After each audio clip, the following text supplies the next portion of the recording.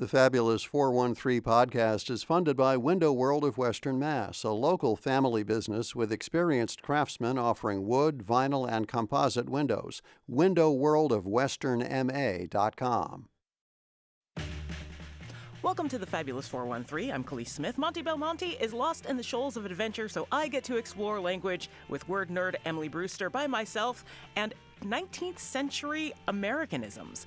And I also get to delve into the nation's newest holiday alone. Lucky for me, there's a ton of celebrations for the confirmed end of slavery in the area from Pittsfield to Greenfield, and 2 celebrations in towns that don't end in field on the show today. Later in the show, we'll talk with Damani and Teresa Cooper-Gordon of Genuine Culture and Megan Saylor, director of Wisteria Hearst Museum, about their Juneteenth celebration. And in Amherst, a new cultural center can open your eyes to a history of the town you may not be familiar with. Gil Roberts, who was one of our, for our first opening, who we're opening the space with. So Gil Roberts, kind of a nucleus of who brings and connects all of these branches of families that predate the establishment of the town of Amherst. And he also represents the jazz roots of Amherst. So it's like this jazzy, not quiet side of Amherst history.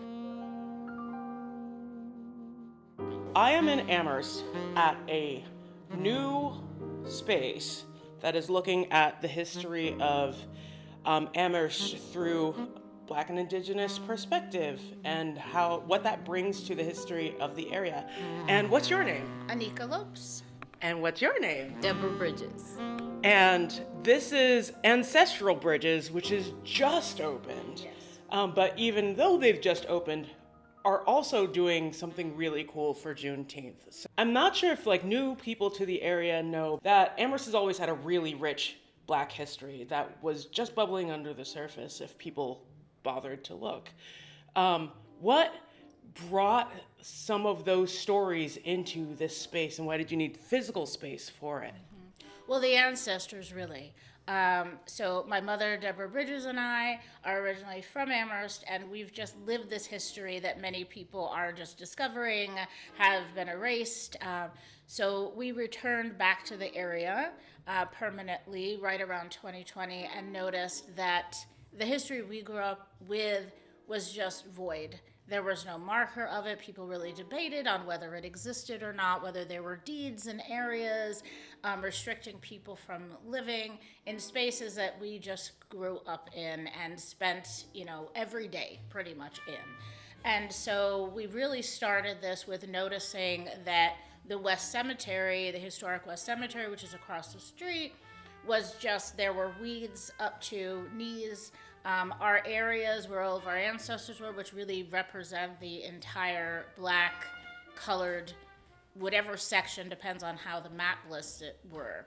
So at that point, we realized in the cemetery, while there were other folks in the community that had been celebrating Juneteenth, which was great because when I was a kid, that certainly did not happen here, right? It didn't happen at all. But we always knew what our ancestors did. We didn't know to call it Juneteenth, right? Because that wasn't something that we heard about here, that we were even taught about in school.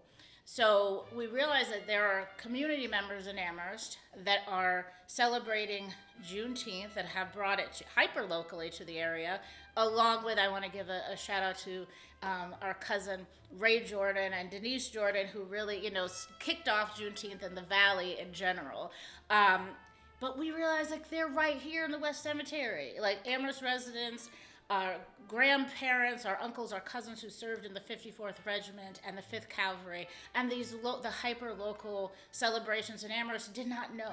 These were people right here, Black community, that had been robbed of that history as well. So what we decided to do was we picked up on my grandfather Dudley Bridges' project, which was to bring forward these Civil War tablets, which represent Amherst, over 300 Amherst residents who served in the Union Army.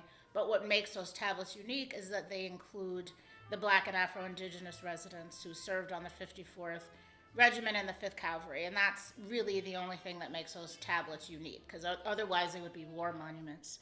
So those tablets were pushed to come forward as the only town monument that represents the full history of Amherst. So the Black and indigenous folks who predate the establishment of Amherst, who have been enslaved here, who experienced genocide here. And thankfully, my mother really is, she's here and the sole curator and creator of that exhibit, which is at the Banks Community Center. But in this space, she does a deeper dive, which is focused on the 54th Regiment, the 5th Cavalry. We have a letter which was written by four-time grandfather Charles Thompson, who wrote a letter while he was in Texas performing those military acts we celebrate as Juneteenth. So this is a space here that we represent and bring forward the history from the ancestors. Juneteenth, not just for the day now, but we realize this is important for this history to be front and center. It's just as important and part of Amherst arts and culture as is Emily Dickinson. So this is why we're here front and center, and that has really been our goal and dream since we returned back to the area and saw a lot of this erasure, right? Which we're again facing double time now. You were here and then moved away, Deborah Bridges. Yes. What was it like What was the Black community like here before you moved away, and what was their connection to the history that was here? Well, the Black community was not prevalent growing up and before I left. Family was. It wasn't so much as, you feel very different or really saw the racism until later on, maybe teenage years or older. And so it wasn't in your face. Moving away, coming back, you felt the eraser that erased your family. So that's when we did get the Civil War tablets up and make sure, these have to be put out there, these have to be shown, because it wasn't just local or state, it was national. It was national history that should be known to people in this town. Although you have physical space now, you were doing work before leading up to being in this particular space. Yeah. Talk about the journey to getting into an actual space where now these archives are held and can be accessed. Yes, well, it actually started walking through the West Cemetery and really thinking about, as I said before, this is a history which needs to be told, which needs to be available for front and center for anyone coming in, visiting the area from afar, and particularly the youth. We are told really with our history as Black people that we basically begin and end with slavery, right? And there's so much richness beyond that, as we all know. But in this area particularly, there are many youth of color, Black youth in particular, that do not see their space here, that do not see that they have always been here, that we have always been here. We did start really with doing these, the town-wide events, and where it was the first time that the town of Amherst had embraced what was Juneteenth and doing this celebration. But we were very particular, and this is not just a one-off, this is not for performance, that this is really to root and honor and include this history. So this journey became with just reaching out for community during a pandemic, which spread into different programs that we were doing with youth, whether that was in the high school. We at first, in our second annual walk that we did, this was for the first time that these faces had been in an Amherst space, which was the Amherst History Museum. It was the first time that there was a descendant-led exhibit, which was separate. We had the narrative. The beauty of this space is that we can stop talking as much and we can bring forward those who should be telling their stories. We're very lucky that we have a tree that goes back to the 1400s. It's documented. We have audio, antique, yeah, on antique, we're talking wax cylinder? Yeah, yes, and 8-tracks and all the things where we have actual, Gil Roberts telling his stories himself. So when you hear us talk about what was going on here, we're not going to go in this hamster wheel and whether there was enslavement, whether people were enslaved here. We're not going to go back and forth. We're just going to put it on the walls. You're welcome to look at it and, all you like. But when we have the ancestors, in particular someone like Gil Roberts, who lived to be 106 and was sharp the entire time, when he's talking about someone who is enslaved, he's just talking about his father. When he's talking about someone who experienced genocide, that's his mother. His father and his grandfather had both been enslaved at Rod Plantation with Frederick Douglass. So you also, you start to see how all of these families, just to put it into perspective, around 1863, there was only about 100 of us. So you can see how we all become related. We move forward. These are the first Black businesses that were here. We are able to bring forward the erasure that has happened, in particular with Henry Jackson and his contributions to the Black business of Amherst. I mean, if you're putting a 2000, first of all, right? And not even a 19 anything in front of the origins of Black history in Amherst, you've got it all wrong, And there's no first of anything, right? That's happened before then. So it's really just like an honor and a dream to be able to bring this forward. And this has been an extraordinary grassroots effort. I mean, we have support.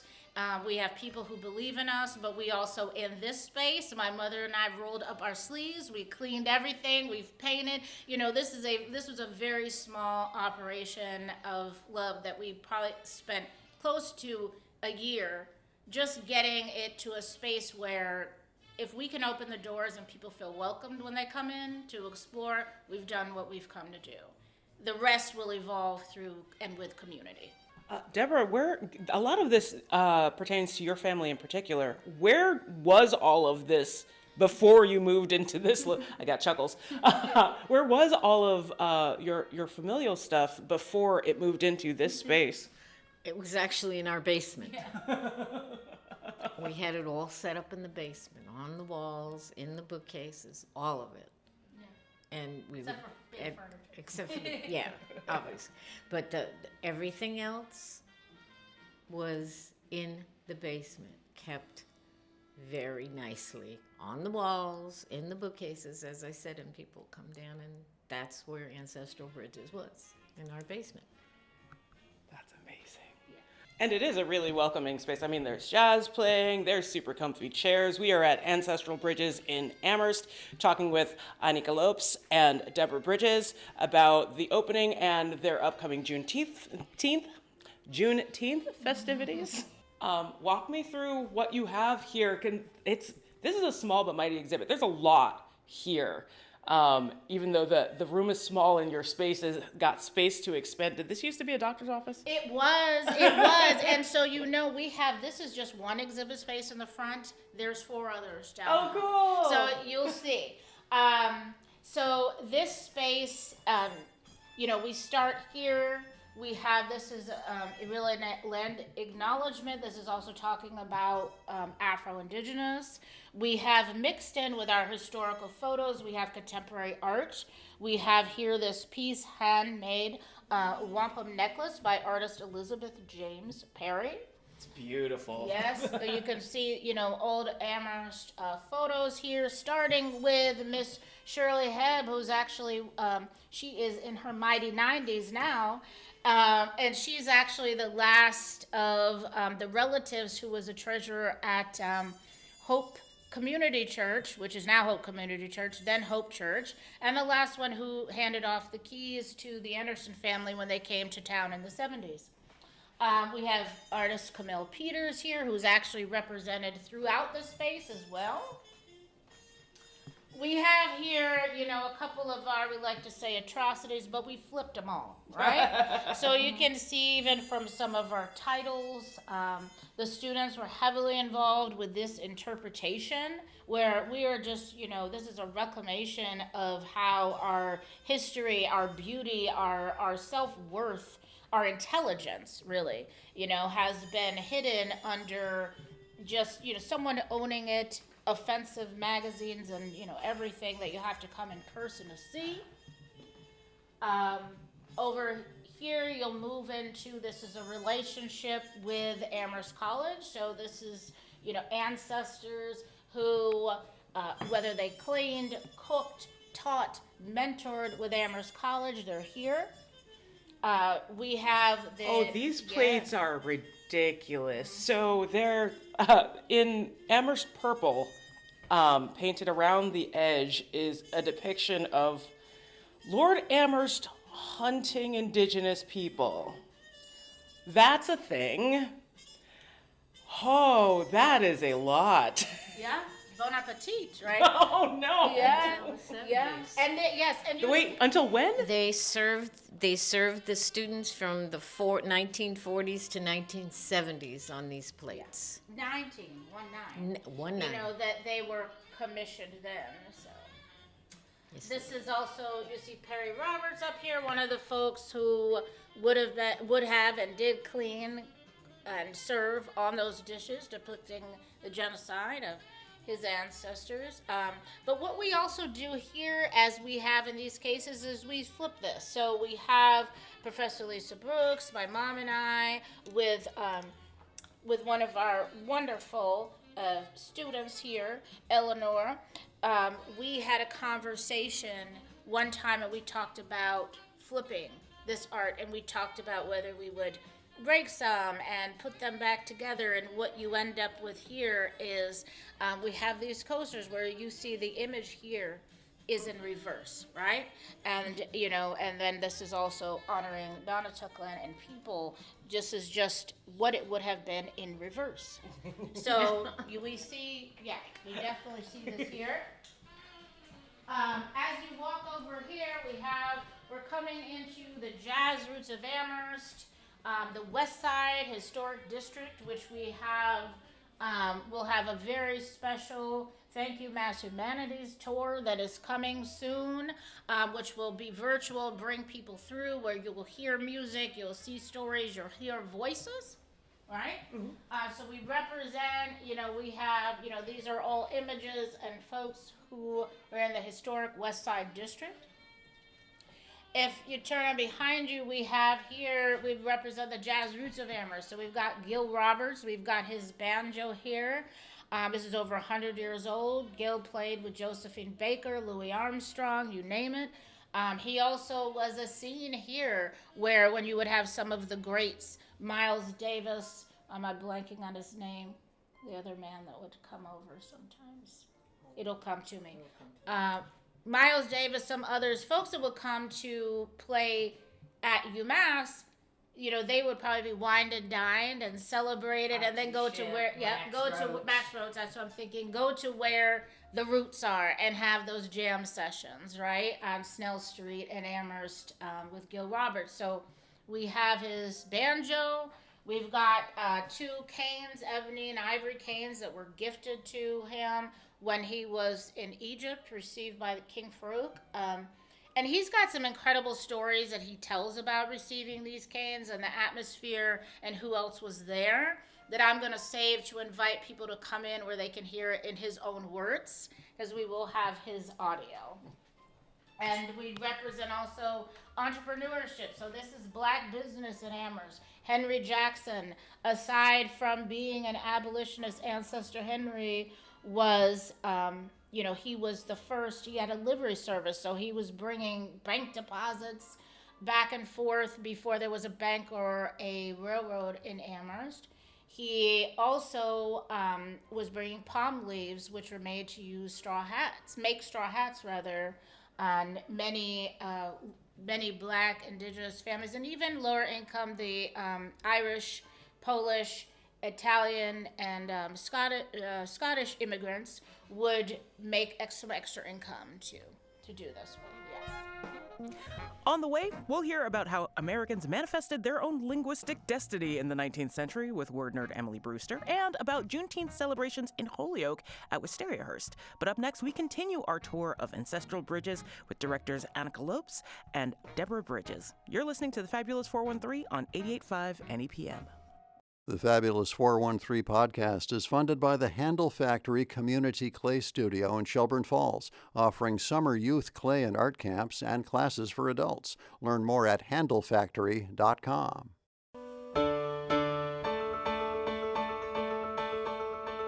We're at Ancestral Bridges in Amherst, checking out the exhibits in their newly opened location here on Cottage Street. This place is so cool. We have here, we're coming into our Freedom Room where we are talking about Juneteenth is a highlight in this room right now. I've got to please, if you want to come and you want to have the best tour that you could really dive into with this, we've got Deborah Bridges, who again did the Civil War tablet exhibit at the Bank Center, but here she takes a deeper dive. What we have in here that predates the tablets themselves. Please come on in. This is the letter that was written by Charles Thompson while he was in the 5th Cavalry. So these were the folks who were in Texas performing these acts. This is not that sing-songy letter sometimes you hear about. He is really telling it like it is, And we have these interpretations here. Our students from the class did a beautiful job with this. We also here, we pay homage to the at least 25 of the Black and Afro-Indigenous soldiers of Amherst who served in the 54th Regiment or 5th Cavalry. And this is a space where we bring forward their names. We also represent here, we've got our ancestors who were in the 688, the all-Black women's infantry from World War II, who were the first Black regiment to go to Europe. And so we have, this here we have Aunt Laura, but they also consist of Aunt Yoli. And this picture here was taken on Hazel Avenue, and she's in that uniform. This is a bench that was, from the North Amherst Church, which was the colored pew, before we went and built and established our own churches. But this is where, we were deemed, you can sit here, after we weren't allowed in. So we leave this here as we have a choice now just to sit, that we welcome people to sit here, take a seat, get up quick too, but, take a seat.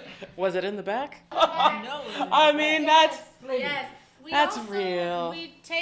This is we're coming to another exhibit, and this is where we focus on millinery. We have an upcoming project which is talking about a universal connection through the art of millinery. And we will be telling this story of Amherst history through that. Many know that Amherst, many don't actually, I should say, that Amherst was had the number one straw hat producing company in the country at one point. But we talk about millinery in its sense of its importance in Black community, its significance with Indigenous communities, and basically the style that we represent here. When you look at some of the pictures on these walls, you notice the clothing is very different. You wouldn't think that it's Amherst.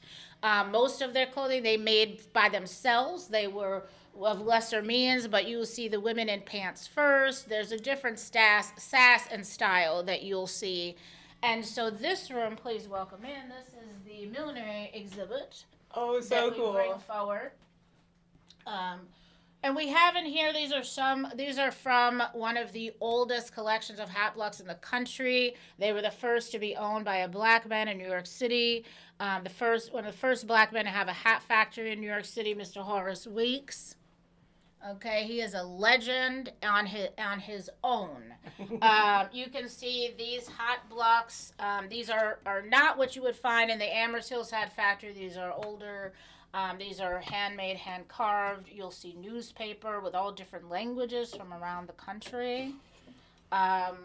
We have, I'm just going to show you here. I know folks at home can't see, but just in interpreting, these hats, they're all made in the way hats were made hundreds of years ago. There's no glue. There's all hand-stitched.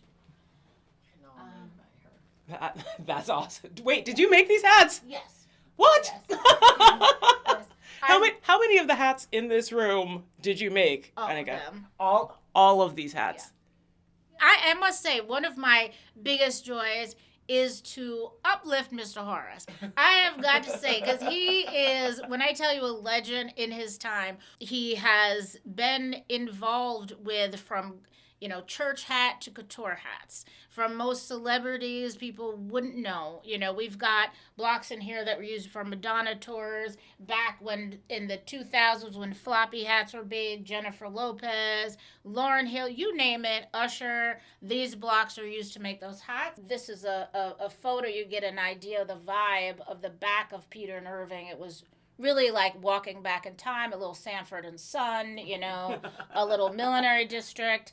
And then we've got here, this is Douglas Miles Jr. In an A.L. millinery hat, and this photo is by his dad, Douglas Miles Sr., who is the curator of Apache skateboards.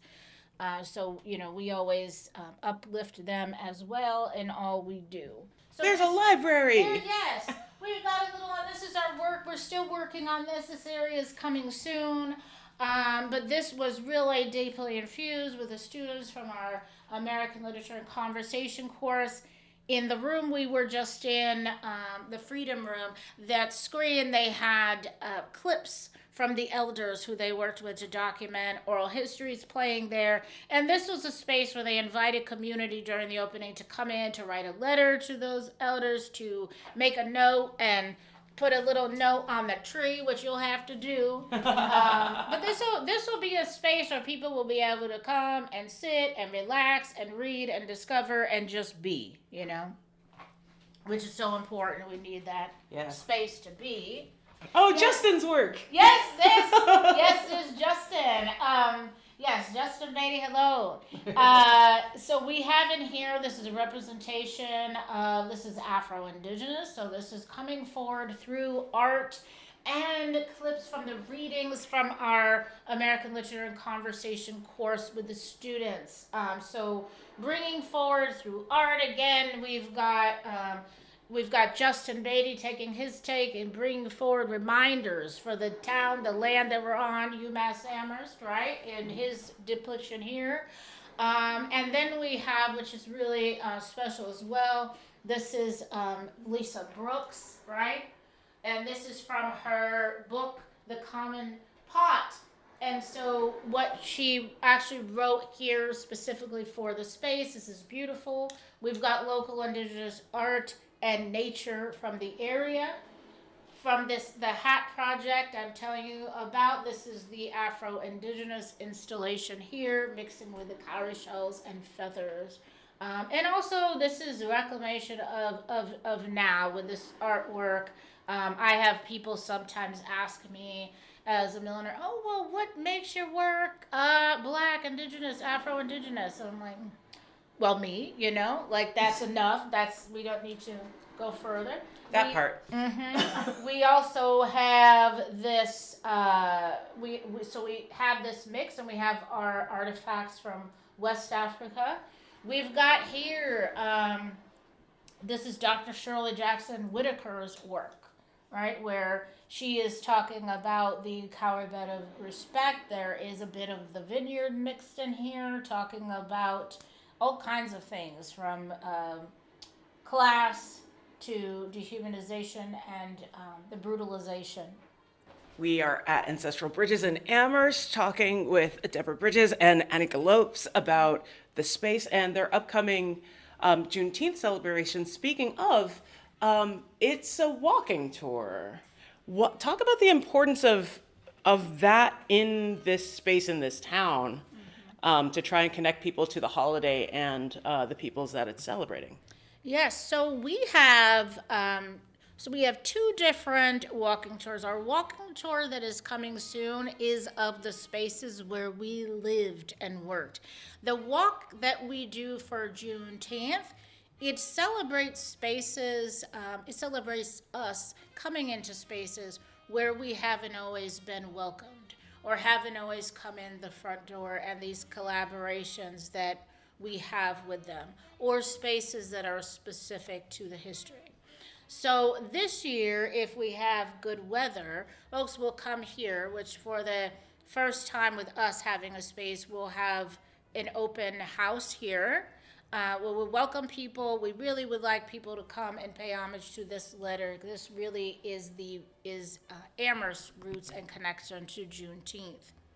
We go over across to the West Cemetery where these folks are laid to rest, and we'll give them honor. We'll have our Brace Brigade, our 54th reenactors who are always with us, who are going to do something extra special this year. From there, we go over to the Emily Dickinson Museum, where there's going to be Black poets and a lunch which will be provided. One, we'll have Mel Arthur, who is a student here with us, some of her words you've seen in these displays. What we're really excited about this year is the addition of UMass. So we will have UMass downtown, I should say, which is their location. We'll bring forward the Jazz Roots of Amherst. We're going to have 3 jazz sets this year. So really, with this celebration, we're honoring the historic roots of the Black community here. We're hoping that, we're able to go to all the spaces that we're intending to go to, weather permitting, but what we're excited about is that we're moving beyond the event, and this space will be here for people to come and celebrate this history on a regular basis, not just in June, not just in February. Deborah, talk to me about incorporating Indigenous local history into your work here, and why was that important? Well, from the family, the ancestors, that's why it's important. You have to, the Indigenous, and I should say Afro-Indigenous, but it was important to incorporate them because they were erased, especially here in Amherst, they were erased. So I had to make sure that they were incorporated in the 54th, the 5th Cavalry, the tablets, to make sure that, they were here too. Yeah. You can't erase. They were here, and that's why I thought it was very important to keep that up, to let people know who don't know, yes, they were here. Yeah. Way before it was colonized. Right. Yeah. And also with that, you have so many people that I think confuse, what has happened to people, because a tribe may have been brutalized, right?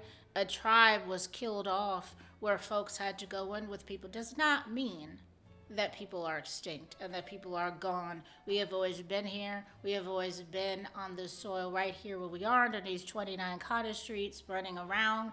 Let's bring in Hadley, Northampton, all the spaces. People have been here. When you look at records of enslavement, surely people were brutalized, killed off. This Atlantic is a bed not only for our African enslaved ancestors and folks, but our Indigenous. We're all back and forth right there. But in this space particularly has this perception of folks were erased, as is this area was just a bit of wilderness where there were no native people, and there certainly weren't slaves, right? So when we look at the space like this, we void humanity. So we bring this forward. I know who my great-grandmother was. I know who the lady who walks and says, "You're not participating in the Pledge of Allegiance," right? In Wildwood, we've got the teachers, Dr. Carly Tartikoff. They remember these accounts and these things happening. So it's important that we remember, that we reclaim, and that we're here.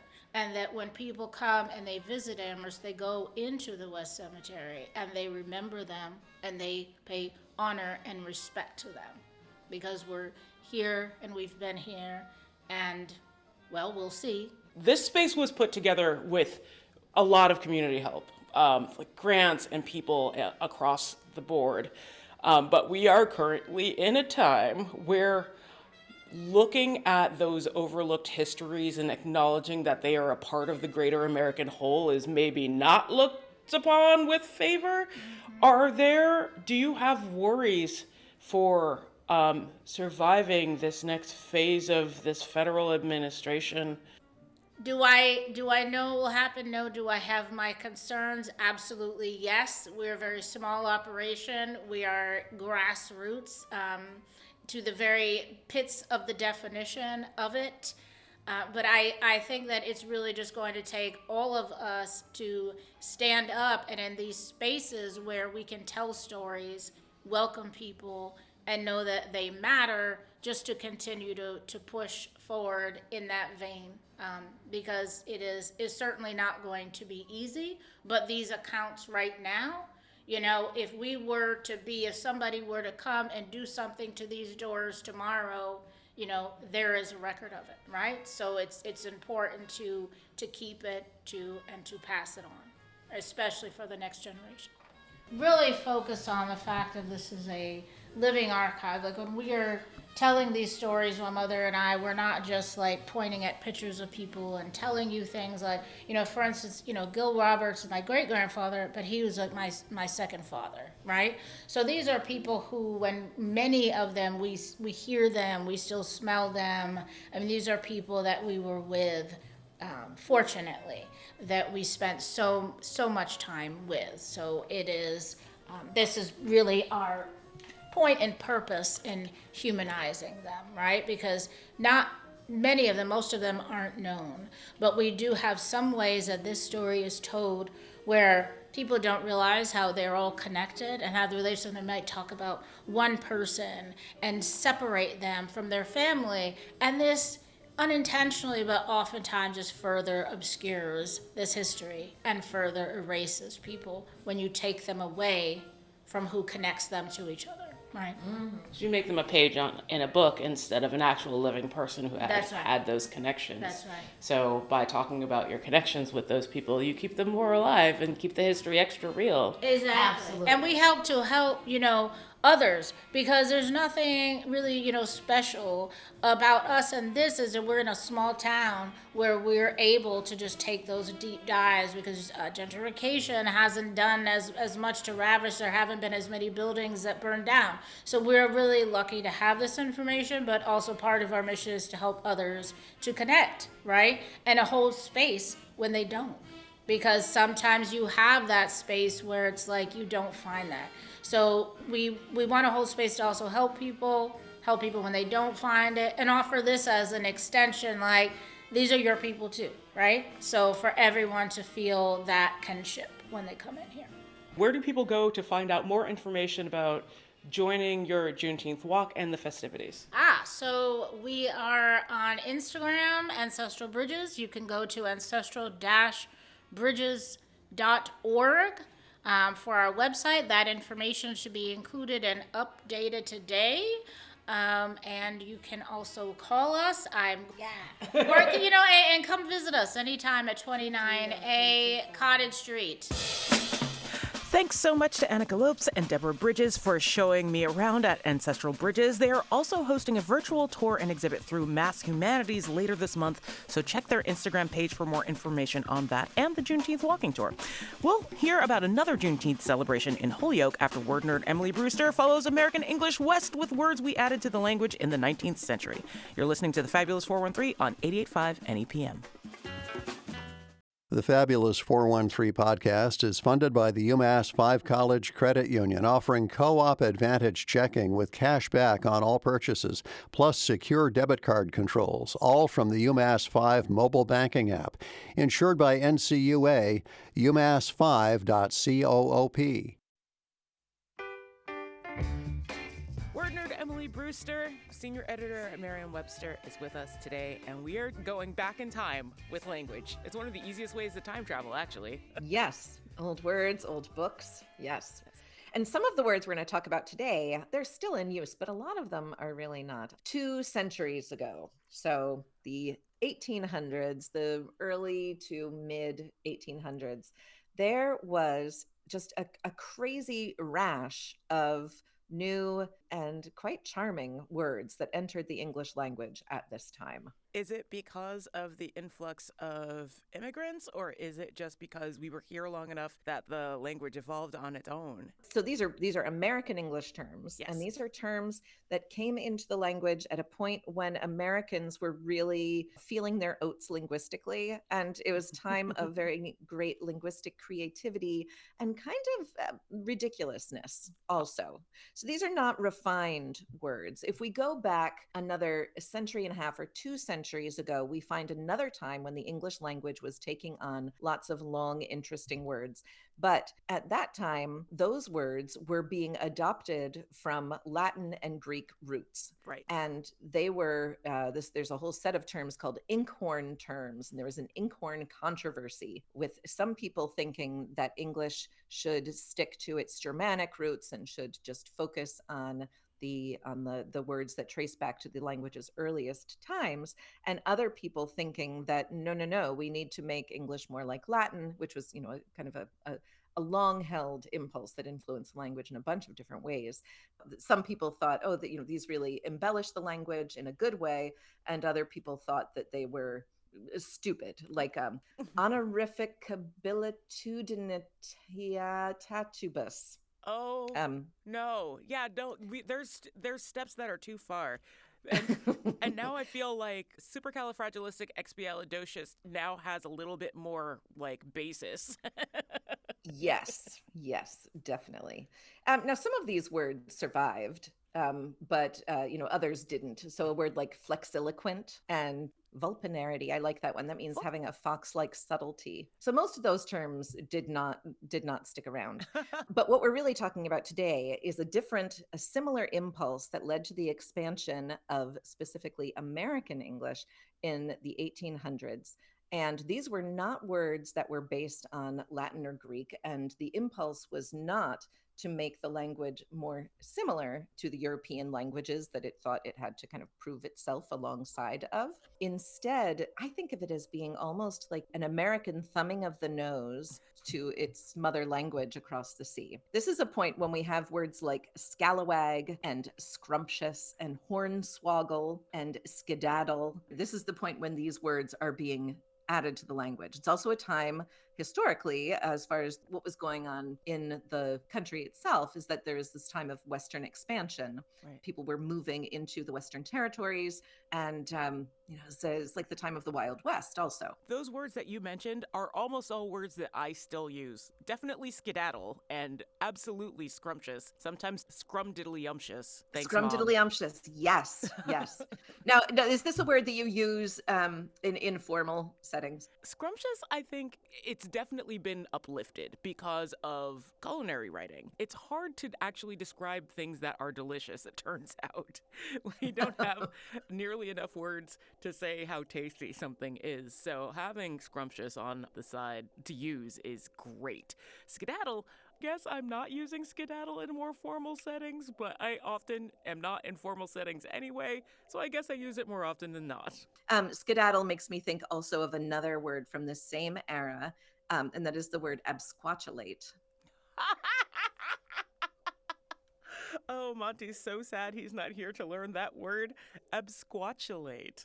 Absquatulate. And it basically means skedaddle. Oh, cool. It can also be taking something with you. So it can mean to decamp, like to just go away, to pick up and go. Mm-hmm. Or it can also mean to steal something. Yeah, if you're skedaddling with something, then you would be absquatulating with something, especially something you should not be skedaddling with. What are the traceable origins of absquatulate? Because where did that come from? That's beautiful. Right. Earliest date that we know of so far is 1830. So this is right in this particular period of time. And it's the word squat, sitting on the ground, or to occupy as a squatter. So the ab meaning away from, right. And then the ulate just gets thrown on there for fun. And you have, no longer squatting. Picking yourself up and going is how you absquatulate. I also appreciate that the ulate is just thrown on there for fun. There's no real reason. It's just to make it sound more official. Right. Well, in so many of these words, it seems like they have extra heft added to them, extra syllables added to them for effect. And with the older words, with the inkhorn words of the 16th and 17th century, you have these words being added because it seemed fancier, because it seemed more refined. These 19th century American English coinages, instead, you have this kind of wacky quality to them, like the word hornswoggle. Hornswoggle, for those who don't know, it means to trick or deceive someone, to bamboozle or hoax someone. Its origin is not known, but it is very characteristic of the era. Another word is highfalutin. Yep. Meaning pretentious or fancy. And that word also, it's not highfalutin, it's highfalutin.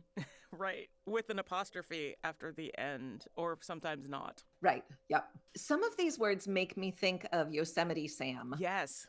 He is a character who may as well be the one that all these 19th century coinages are just coming from. Yeah. Foghorn Leghorn, too. It's very ringmaster-y. Yeah. There are a few other things that are happening in this period of time. There's the movement west. There's also an increase in gambling and card playing, wild play, and the vocabulary really reflects it. Also, it's interesting to think about like adding extra syllables just for the heft of it, because I feel like that's an argument that's made about slang today too, where people will add extra syllables and then someone's like, that's not a word. It's like, but actually it's an American tradition. Right. Absolutely. Yeah. The word conversate comes to mind, right? People say, oh, we already have converse. Why do we need conversate? Yep. It doesn't really matter actually why we need it. The fact is that its usefulness is proven by its adoption. What are some others that have come from this time of manifest destiny? Slantindicular. It means somewhat oblique. Okay. In my heart of hearts, I want this word to describe something that was built poorly. Oh, slapdash, perhaps. Exactly. Another interesting thing to me about this period of time in lexical expansion and these coinages is that just prior to this, there were British people coming to the US and hearing the language as it was spoken on these shores and expressing the opinion that the language was much more refined, much more proper than what people were speaking at home. But it's just extra syllables we threw in there so that they would think it was fancy. Well, that happened later, though. So I think this cured them, or this maybe restored to the British English speakers their sense of superiority over American English, is when we put together words like hornswoggle and slantindicular. And these words often just have a suffix added, so an affix, a segment of a word, a morpheme that can be attached to lots of different words. So scrumptious, you get scrum. I don't know where the scrum comes from, actually. I'm going to look that up. Oh, Scrumptious is thought to be an alteration of the word sumptuous, meaning very fancy, right? Very rich or excessive, right? Magnificent, sumptuous. Yeah.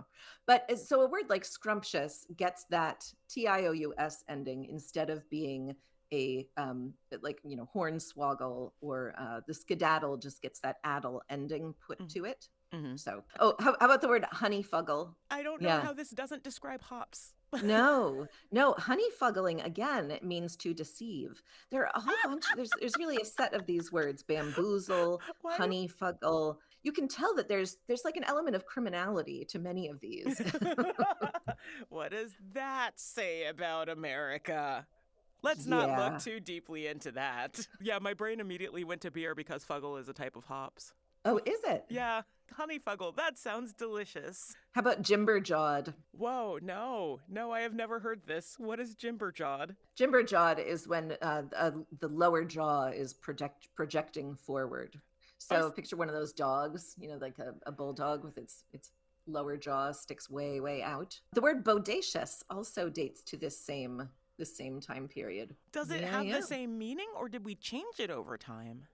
No, it's basically the same. Very good or impressive is how we define it. Where did that come from? Bodacious is thought to be a blend of bold and audacious. Okay. Now, it did have another meaning also.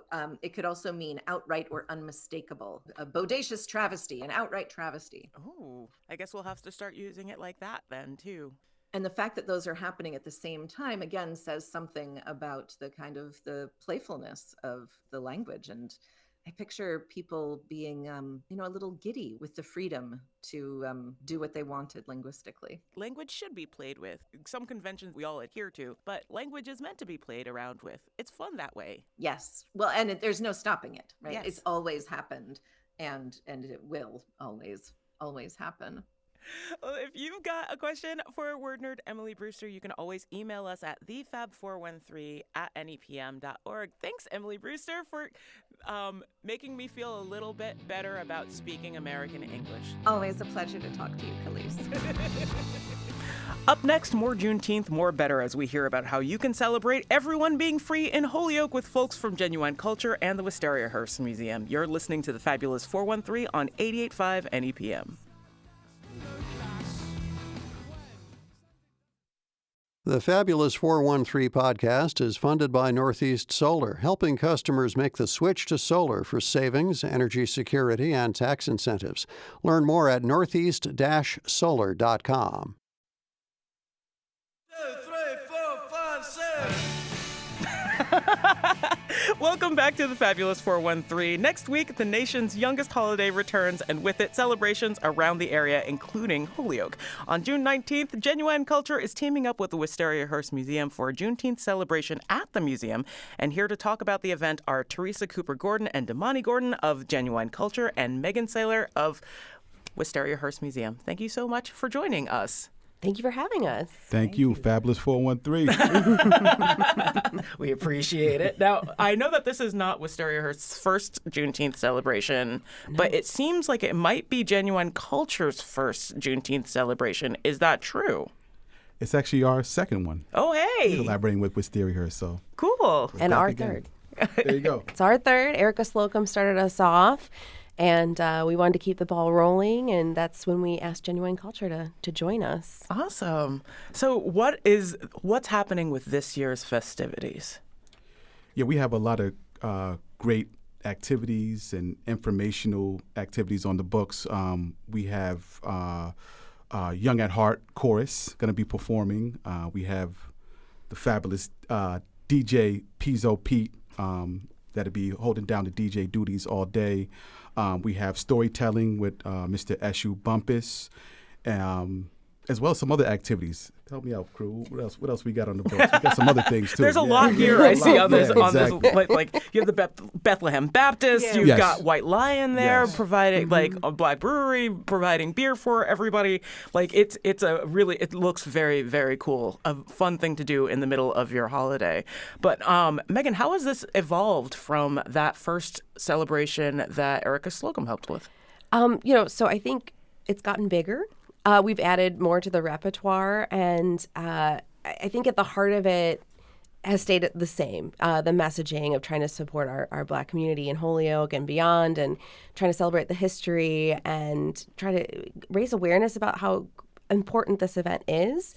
And one of the other things we started out with, Erica Slocum really wanted us to have like an art project. So we started Faces on the Fence Line as an after of the event.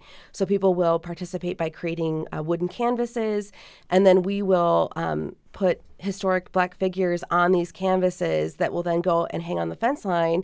So even after Juneteenth, you can come and walk by and learn more about Black history for the region. Very, very cool. Teresa, Juneteenth is an important holiday to Black culture, I feel, writ large. And I've seen Genuine Culture do a lot of things with jazz, with various forms of Black music in the area. How does this celebration fit in with how Genuine Culture brings culture to Western Mass? It's all about jubilation, and it's all about sharing our history. And Genuine Culture made a commitment that we have to spread the word. We have to teach our young. We have our elders in our community who's very familiar with the history, and we want to bring everybody in. That's one of the reasons why we have Bethlehem Baptist Church, which is Bethlehem Community Baptist Church. It has the word community in there. And so, as we know, the church has been our sacred place. The church was the safe place. And so it was important for us to make sure that we also brought one of the oldest Black churches in Holyoke, which is going to be 83 years old next week, to bring them into the fold of all of this. The pastor of Bethlehem is a young man who was born and raised in Holyoke. And amazing voice, amazing singer. And for the second year, he will be leading us with Lift Every Voice and Sing as a community. And we thought it was also important to make sure that we had as many Black vendors as we possibly could, because it's important for our youth to also see that business is important. And we had our own businesses. We had to make sure that we provided things that supported all of us and how we work collectively. And so that's what you see here is a collective effort to show the importance of working collectively in our communities. And also showing not just like introducing Black businesses to like the youth and the greater community, but allowing them to recognize them outside of Juneteenth, because you don't just have to buy things on Juneteenth or in February Exactly. from Black entrepreneurs. Exactly. As we say, Black history is every day. It is American history. It is every day. As a matter of fact, Holyoke just had its first raising of the flag for Black History Month just this February, and again, it was genuine culture, Bethlehem Baptist Community Church took a stance as well with that, and working with Wisteria Hearst has just been a pleasure. The work that Megan's doing there is bringing the culture and Black culture into that museum. So, this is the collective. Right on. We're proud to be a part of it. We're glad you're a part of it. We're talking about Juneteenth celebrations happening at the Wisteria Hearst Museum with Megan Saylor of Wisteria Hearst Museum and Teresa Gordon. Why do I keep saying that? Keep making my G soft. Gordon and Damani Gordon of Genuine Culture, all collaborating to make this event happen.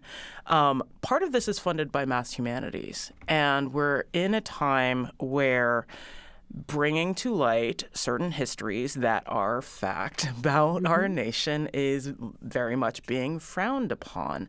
Talk about the importance of having an event like this in that light, in this time where those things are happening. I think it's more important than ever. We're not going to deny history. We're not going to deny all of the amazing contributions and joy and celebration because some people, don't want to know it.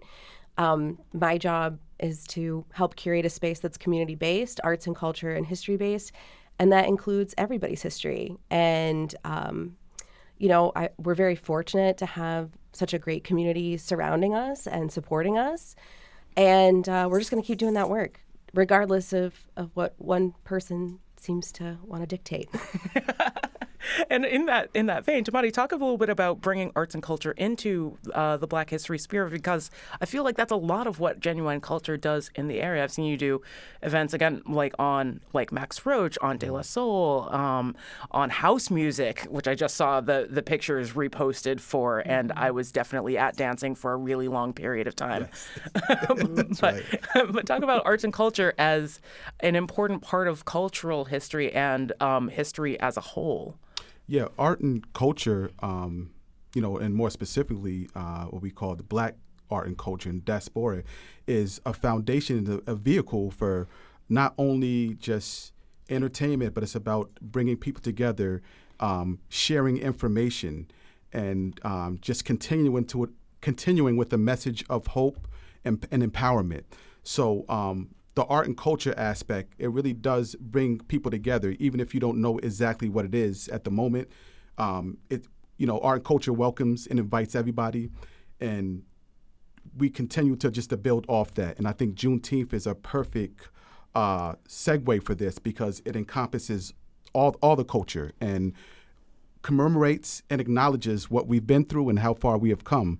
Not only as Black Americans, but in America. And Juneteenth is American history. No matter how much they try to erase it, whatever, it's American history. And we're going to continue to bring the arts and culture and bring people together and keep bringing the information and sharing information so we could all prosper together. Speaking of prospering, what have outside of this particular Juneteenth event, have you been to other Juneteenth events in the area? What are some things that you've witnessed there that you'd maybe like to bring into your own space in the next few years? So one of the things that I want to say is that Juneteenth is June 19th. Right. That is the day. Right. I'm very committed to making sure that as long as I am involved in the celebration of Juneteenth Day, that it's going to happen on Juneteenth Day. I think that is extremely important because it really drives home the real message, and you're not going to erase our history. So this date was given in 2021. They made it official, but we were celebrating way before then, not in these big public facets the way we are now.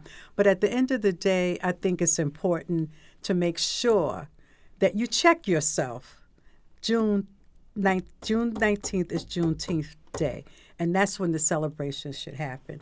And not that I'm dissing any celebrations that happened before or after, but I think we need to take a look at when Juneteenth is. There's just nodding. I can't follow that. But that's it. So on a sort of personal level, I had mixed feelings when Juneteenth became a national holiday. Mm-hmm. I think that everybody knowing about it is really important. But at the same time, it's just sort of is it just going to be 2 weeks where I find plates at Target and then nobody thinks about the end of slavery again? What are your feelings about it being that national holiday? Even though we continue to celebrate, because it's not like we're going to stop celebrating, but again, I kind of still have mixed feelings about it. Right, and I think it's great to have the mixed feelings about it because it's a reality of it. And so one of the things is that when we open up this celebration, we're opening it up with Lift Every Voice and Sing, and we're opening it up with the narrative on why we're celebrating this, giving out the information about what this is about. And again, we've been celebrating Juneteenth. This is, the federal government wanted to make it this great thing. Oh, I'm giving you something. No, you're not giving us any reparations. You're not giving us anything. We have been doing this, and I think, we've made that commitment to continue to do it. And there is a lot of mixed feelings about it because a lot of it is not the history that we want to hear, that people are doing some other things with it. Yeah. Mm-hmm. That's totally understandable. Mm-hmm. But it kind of does get to the heart of why I feel celebrations like this are really important because mm-hmm. the community, the smaller communities like ours do that reparative work when the larger whole really cannot. Just one more thing. There's one school in Holyoke, McMahon Elementary School. Well, school is closed on Juneteenth. Last Friday, this is their second year that they had a Juneteenth celebration. It is an elementary school in Holyoke, and it is the only school that has done that. And it is awesome. Absolutely just oh my gosh, They're my talking heart. about the history to the children. That is the way that it should be. Exactly. That's what it's about. Thank you so much to Megan Saylor and Teresa Cooper Gordon and Damani Gordon from Genuine Culture and Wisteria Hearst Museum talking about their Juneteenth celebrations in Holyoke at the Wisteria Hearst Museum. You can find more information at the Wisteria Hearst website. On the next Fabulous 413, we witness the birth of a brand new Pride celebration in the Berkshires as we learn more about Lee Pride. We'll dig into the annals of Black history with Professor Usman Power Green and have live music Thursday with the Muswell Hillbillies. Thanks so much. We'll talk to you tomorrow on the Fabulous 413.